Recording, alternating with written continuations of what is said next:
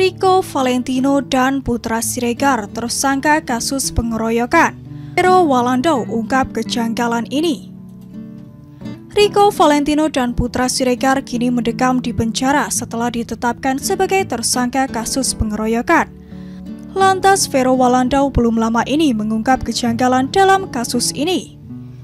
Putra Siregar dan Rico Valentino hingga kini masih mendekam di penjara karena kasus pengeroyokan yang turut menyeret nama Chandrika Cika. Sementara itu diketahui bahwa Vero Walando juga sempat dipanggil polisi untuk menjalani pemeriksaan sebagai saksi atas kasus tersebut.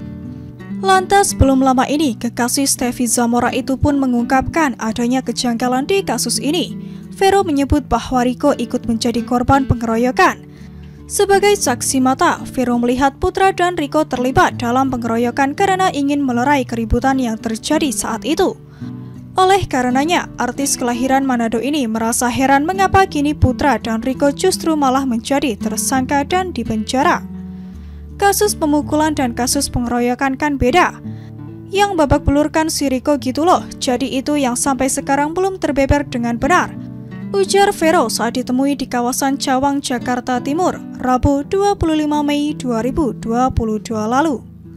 Apalagi menurutnya dalam kasus ini Rico menjadi korban karena rekannya tersebut babak belur dan sempat dilarikan ke rumah sakit. Bahkan gara-gara kejadian ini, Rico hampir saja mengalami kebutaan.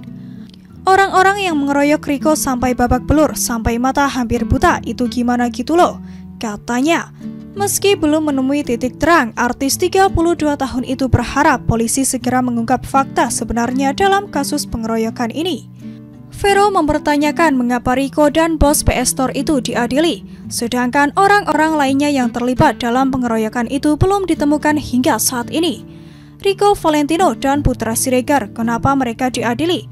Tapi kenapa orang-orang itu sampai saat ini belum ditemukan? Pungkasnya lagi. Seperti diketahui, Rico Valentino dan Putra Siregar dilaporkan atas dugaan pengeroyokan oleh korban bernama Nur Alamsyah pada 16 Maret lalu.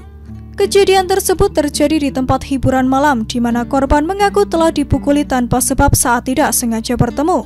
Sebagai buntutnya, Putra Siregar dan Rico Valentino ditetapkan sebagai tersangka dan ditahan sejak 12 April 2022 lalu.